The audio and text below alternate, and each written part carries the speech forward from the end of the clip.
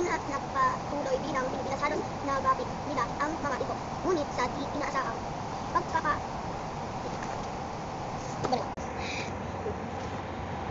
nangyari noong Pebrero 4, 1899 ang pananakop at pakikidigma isang voluntaryong sundalo ng taga Nebraska, Estados Unidos na